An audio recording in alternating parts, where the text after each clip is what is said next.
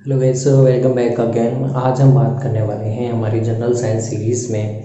हम काफ़ी कुछ देख चुके हैं, लेकिन आज हम बात करने वाले हैं सोप और डिटर्जेंट की जो मैकेनिज्म होती है, क्या क्या होते हैं। साथ में ही उससे पहले हम बात करते हैं आपके वाटर टाइप्स की, जो कि आप दो तरह से आप देखते हो। एक होता है सॉफ्ट वाटर, ओके, जिसे आप हिंदी में बोलते हो मृदु जल। दूसरा होता है हार्ड वाटर, ओके। तो सोप और डिटर्जेंट की जो मैकेनिज्म देखने से पहले आपको इनका एक बेसिक आइडिया होना चाहिए क्या क्या होते हैं। तो देखिए, सॉफ्ट वाटर होता है बेसिकली वो बहुत जिसमें न्यूट्रिएंट और मिनरल्स होते हैं वो बहुत कम मात्रा में होते हैं। Minerals will be founding in less amount. जबकि हार्ड वाटर होता है उसमें मिनरल्स होते हैं वो कि मच अमाउंट में मिलते हैं, यानी कि बहुत अधिक मात्रा में आपको रिच अमाउंट में आपको मिनरल देखने को मिलेंगे। सबसे पहला डिफ्रेंसिएशन ये है। दूसरा होता है सॉफ्ट वाटर में आपके जो कैल्शियम और मैग्नीशियम जो आयन होते हैं वो बहुत कम होते हैं, जबकि सोडियम आयन होते हैं वो ज़्यादा होते हैं, ओके। लेकिन हार्ड वाटर में आपके कैल्शियम और मैग्नीशियम के जो आयन हैं वो ज़्यादा देखने को मिलते हैं, सोडियम के आयन कम देखने को मिलेंगे। सॉफ्ट वाटर होता है जो कि आपके इसके एग्जांपल देख सकते हैं, रेन फॉलिंग से मिलता है। रेन फॉलिंग यानी कि जो वर्षा होती है उससे मिलता है, या फिर जो जो ट्रीटेड वाटर होता है, ट्रीटेड वाटर जैसे एक वेल कुएं से पानी निकाल के आप उसे आरओ में डालते हैं, तो आरओ से निकला हुआ पानी जो ट्रीटेड वाटर होगा वो सॉफ्ट वाटर होगा, ओके। क्योंकि इसमें जो नेचुरल जो न्यूट्रिएंट हैं वो हटा दिए गए हैं, ठीक है। इसीलिए हार्ड वाटर होता है वो कैसा होता है, नेचुरली और पीने योग्य प्रिफरेबल वाटर होता है, पीने योग्य वाटर होता है। और आपके जो अंडरग्राउंड वाटर होता है, यानी कि भूमिगत जल का पार्ट होता है वो हार्ड वाटर होता है। तो बेसिकली यही डिफरेंस है। सॉफ्ट वाटर होता है उसमें आपकी सोप है वो एक्टिवेट होता है। Soap can work in this, यहाँ पे आपकी साबुन काम कर पाएगा, साबुन यहाँ पे आपके जो चाहक बनते हैं वो बना पाएगा। जबकि हार्ड वाटर में आपके कौन काम कर पाएगा, detergent. Detergent will work, detergent यहाँ पे काम कर पाता है, ठीक है। अब सोप के साथ में यहाँ पे डिटर्जेंट आपके सॉफ्ट वाटर में भी कार्य कर सकता है। तो बेसिक सा डिफ्रेंसिएशन ये है। अगर आपसे एग्जाम में पूछा जाता है तो सॉफ्ट वाटर क्या होता है, सॉफ्ट वाटर ऐसा वाटर है जो कि लेस न्यूट्रिएंट और मिनरल मिलेंगे उसमें, पीने योग्य पानी नहीं बताया जाता है इसे, और इसमें केवल सोप एक्टिवेट काम कर सकते हैं। इसमें कैल्शियम मैग्नीशियम आयन की कंसंट्रेशन कम होती है, सोडियम ज़्यादा मिलता है।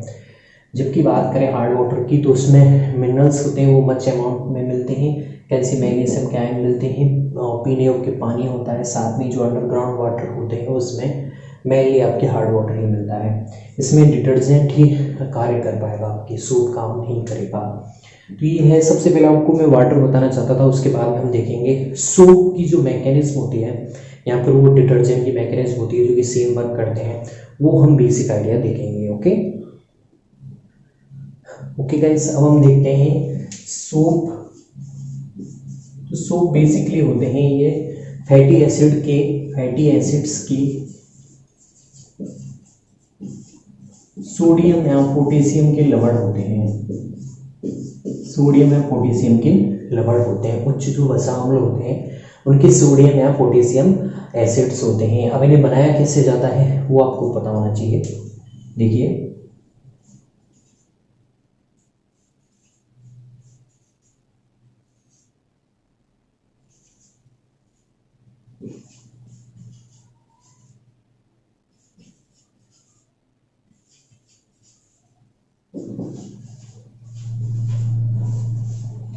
ओके, यहाँ पे आपको मिल जाएगा, देखिए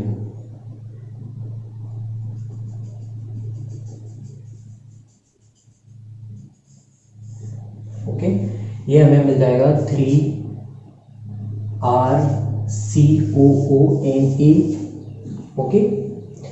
और एक मिल जाएगा हमें ग्लिसरॉल CH2OH CH2OH। ये होती है आपकी साबुन बनाने की जो रिएक्शन होती है वो देखते हैं हम। तो इसमें हम 3 सोडियम हाइड्रोक्साइड के 3 अणुओं की हमने रिएक्शन करवाई है इसके साथ में, और हमें प्राप्त हुआ है ये होता है सोप, यानी कि ये है आपके उच्च वसा अम्लों का सोडियम लवण, ठीक है, कार्बोक्सिलिक लवण भी बोल सकते हैं इसे। दूसरा हमें ये ग्लिसरॉल बोलते हैं इसे, ग्लिसरॉल। तो ये आपको ज़्यादा याद रखने की जरूरत नहीं, मेरा बेसिकली आपको बताने का मैं मकसद है कि आपको ये पता होना चाहिए सोप भी इस तरह से बनता है। अब हमारे पास प्राप्त हो गया RCOONA, ठीक है। अब हम इसका आयन इस तरह से देख सकते हैं, CO पे माइनस, इस पे प्लस, ठीक है। बेसिकली अब इस माइनस से आप कंफ्यूज मत हो जाना, यहाँ R क्या है, ये हाइड्रोकार्बन श्रृंखला है जिसमें आपके स्टेरिक अम्ल, पामिक अम्ल और कई सारे हाइड्रोकार्बन की बहुत लंबी श्रृंखला होती है। जैसे मान लीजिए इसमें इस तरह से होगा CH3 CH2 CH2 CH2, 17 carbon तक भी चले जाते हैं। जैसे अगर आप 17 कार्बन लो तो 17H35 CO माइनस, ये स्टेरिक एसिड का साबुन होता है, स्टेरिक अम्ल से बना हुआ सोडियम लवण वाला साबुन। तो इसमें C17H35 आ गया। तो देखिए ये वाला जो पोर्शन है, ठीक है, अब इसमें माइनस का कोई भी रोल नहीं रह गया है, क्योंकि ये जो C17 है उनके सामने एक रेडिकल पे जो आयन है उसे नेग्लेक्ट कर दिया जाता है। ये होता है नॉन पोलर, ओके, और Na वाला पार्ट होता है, ये होता है पोलर, ध्रुवीय भाग, ठीक है। अब आपका ये वाला जो पार्ट है हाइड्रोकार्बन जो भाग है, ये कैसा होता है, हाइड्रोफोबिक, यानी कि जल विरागी। कैसा है ये, जल विरागी, यानी फोबिक कैसा होता है, यानी कि किसी से भय, तो हाइड्रोफोबिक यानी कि जल से भय। तो ये जो हाइड्रोकार्बन वाला सिरा है ये कैसा होता है, जल विरोधी होता है। जबकि Na+ वाला जो पार्ट है ध्रुवीय होता है, तो ये जल स्नेही सिरा है, साबुन का जल स्नेही सिरा होता है। अब ये 2 सिरे होते हैं, इनका आपका सोपेनिफिकेशन यानी कि साबुनीकरण की प्रक्रिया में बहुत बड़ा योगदान है, जो आपको पता होनी चाहिए। हम उसी के बारे में डिस्कस करेंगे। ओके गाइस, अब हम देखते हैं साबुन की क्रियाविधि।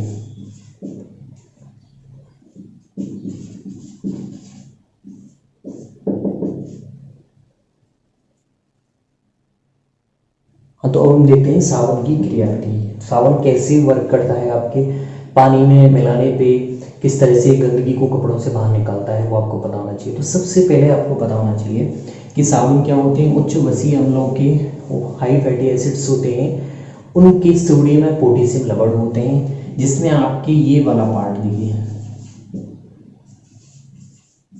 ऐसे लवण होते हैं, जिसमें ये वाला पार्ट कैसा है, जल विरोधी सिरा है, जल विरोधी सिरा है। जबकि ये वाला पार्ट कैसा है, जल स्नेही सिरा है, क्योंकि ये पोलर है। और इसे क्या बोलते हैं आप, हाइग्रोस्कोपिक यानी जल स्नेही, जल विरोधी यानी कि हाइड्रोफोबिक।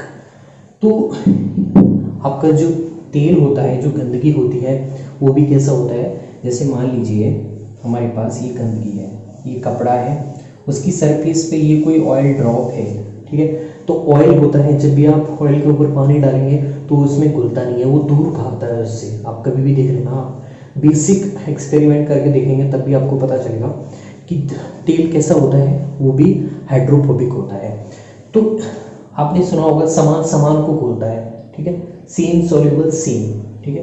तो आपका जल विरोधी सिरा है वो किस में जाके मिक्स होगा, आपकी तेल की बूंद में। और जो जल स्नेही सिरा है वो किस में जाके घुलेगा, जो पोलर होता है। तो जल कैसा होता है, पोलर होता है, H+ OH आयन होते हैं, तो उसमें आयन है इसलिए वो कैसा होगा, पोलर होगा, ध्रुवीय। जबकि ये क्या है, नॉन पोलर है, जल विरोधी, तो ये नॉन पोलर के पास में जाके जाएगा।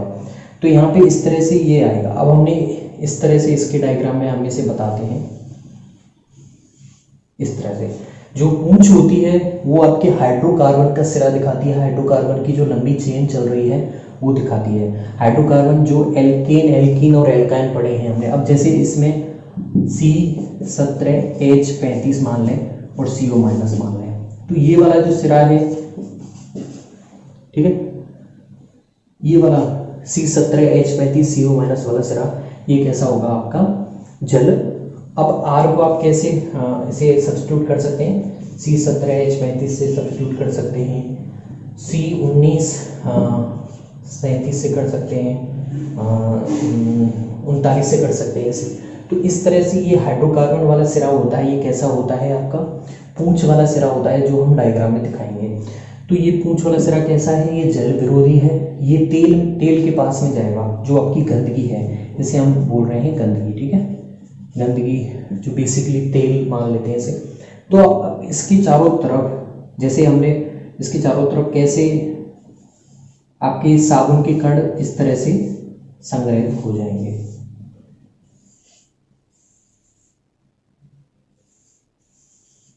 Okay,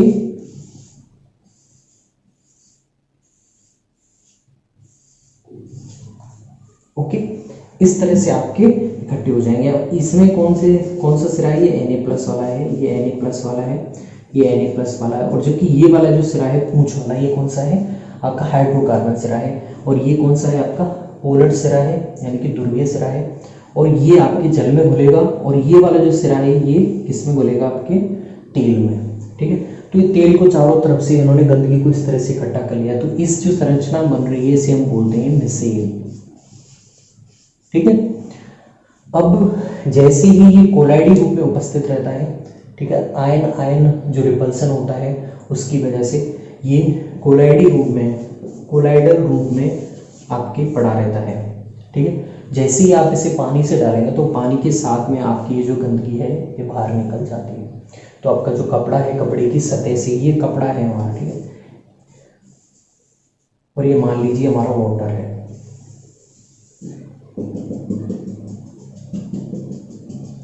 okay.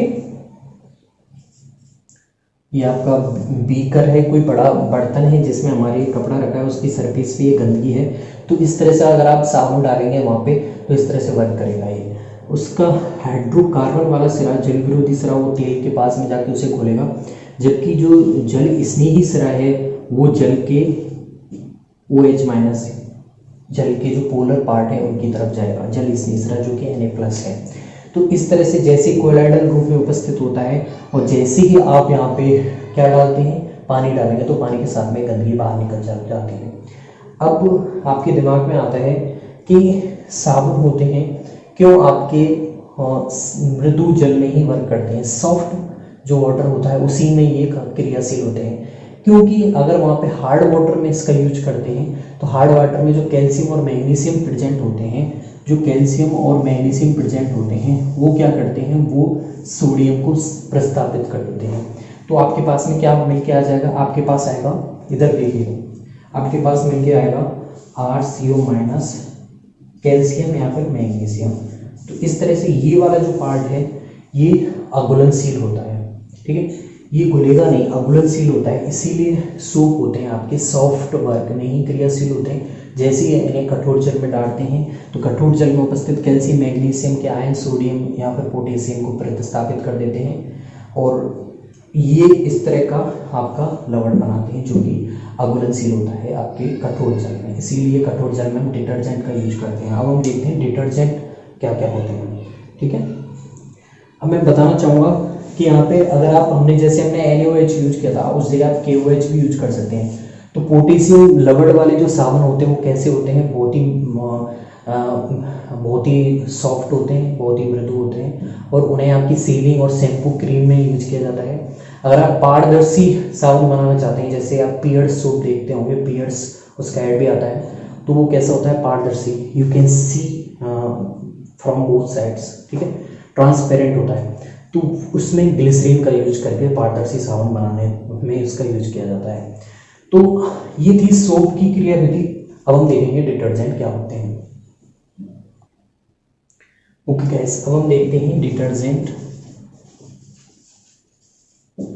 ओके, डिटर्जेंट क्या होते हैं, तो डिटर्जेंट क्या होते हैं हमारे, ये होते हैं सोडियम एल्किल सल्फोनेट के लवण होते हैं। ओके, तो ये सोडियम एल्कोहलिक सल्फोनेट के लवण होते हैं, यहाँ पर ये होते हैं सोडियम बेंजीन सल्फोनेट के लवण, बेंजीन सल्फोनेट के लवण होते हैं, ठीक है। जबकि वो आपके सोप कैसे थे, सोप थे आपके उच्च बसीय अम्लों के सोडियम या पोटेशियम के लवण, लेकिन ये कैसे सल्फोनेट हैं, सोडियम एल्काइल सल्फोनेट या फिर सोडियम बेंजीन सल्फोनेट होते हैं। अगर आप इसे दिखाना चाहें तो कैसे दिखाएंगे,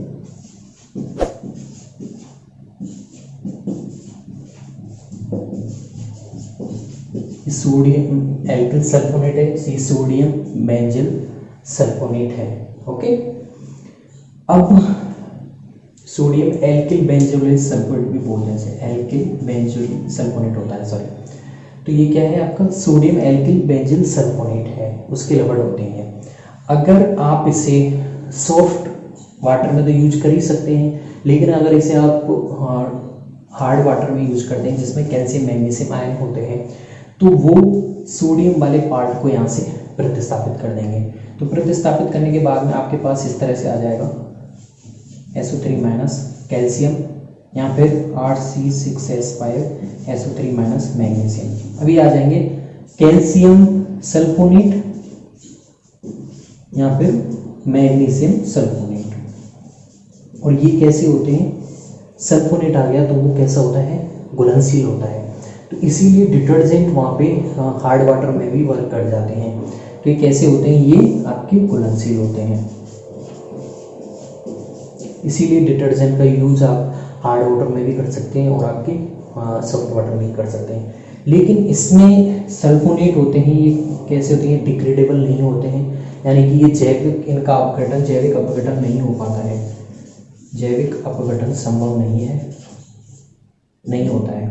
तो उसकी वजह से ये पॉल्यूटेंट होते हैं, यानी कि पॉल्यूशन बहुत क्रिएट करते हैं। जबकि सोप होते हैं वो कैसे होते हैं, डिग्रेडेबल होते हैं, उनका जैविक अपघटन संभव है, तो वो इसलिए पॉल्यूशन नहीं करते हैं। जबकि डिटर्जेंट हैं वो पॉल्यूशन करते हैं। ये मेन डिफरेंस है, आपको समझ में आना चाहिए। दूसरा, अब जो झाग बनता है, देखते होंगे आप, जो झाग बनता है, जैसे आप कपड़े घोलते हैं तो उसमें जो झाग बनता है वो किस लिए बनता है, क्योंकि ये जो फैटी एसिड्स की जो लंबे लंबे आपके मॉलिक्यूल्स हैं, जो अणु हैं, ये क्या करते हैं, आपकी जो आने वाली लाइट है उसे क्या कर देते हैं, ये बिखेर देते हैं, यानी कि विकिरणित कर देते हैं। तो इस वजह से वहाँ पे, अब ये आपने पढ़ा होगा, जो हमारे जो कलर अवशोषित कर लिया जाता है वो नहीं दिखता है, जो परावर्तित होकर हमारी आंखों तक पहुँचता है वो हमें दिखाई देता है। तो इसीलिए हमें बादल जैसे दिखाई देते हैं, बादल जैसे झाग नुमा जो आकृति दिखाई देती है, क्यों दिखाई देती है, क्योंकि उसमें जो बसी हम लोग के जो हाइड्रोकार्बन श्रृंखला है उसके द्वारा लाइट को परावर्तित कर दिया गया है या फिर बिखेर दिया गया है, और उसकी वजह से आपको ये धुंधले बादल जैसी संरचनाएं, झाग नुमा संरचनाएं दिखाई देती हैं।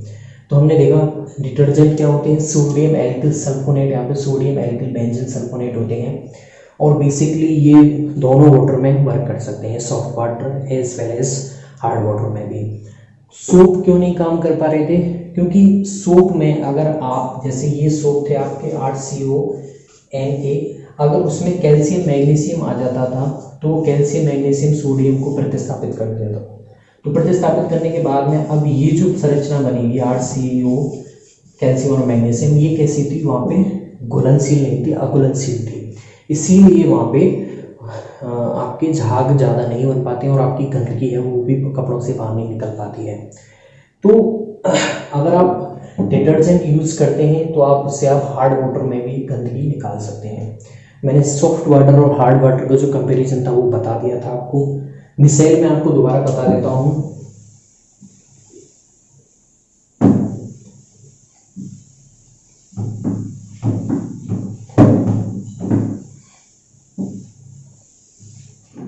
ओके, मिसाल देखिए, सोप हमने देखा,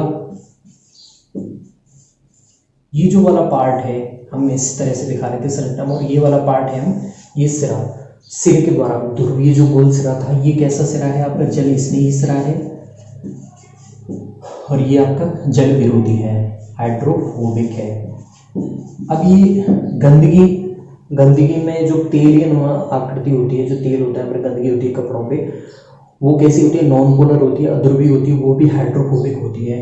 तो वो आपकी जो हाइड्रोकार्बन की पूंछ वाला सिरा है वो उसके पास जाएगा, जबकि ये वाला सिरा है ये जल में घुलनशील होता है, इसमें Na+ होता है, तो ये इधर जाएगा, तो जल में घुल जाएगा। जल में घुलने से ये अपने साथ इसके मिसेल नुमा आकृति के द्वारा इसे इकट्ठा कर लिया जाता है इस तरह से, और कोलाइडी रूप में इसे वहीं संग्रहित कर लिया जाता है ताकि ये बाहर नहीं निकल पाए, और इसे पानी के साथ में जैसे ही ये घुलेगा पानी के साथ में इसे बाहर ले जाता है गंदगी को। इस संरचना को बोलते हैं मिसेल। तो ये था आपका साबुन और डिटर्जेंट का होल फंक्शन, दोनों में कंपैरिजन, यहाँ पर हार्ड वाटर सॉफ्ट वाटर में कंपैरिजन, साबुन और डिटर्जेंट में कंपैरिजन।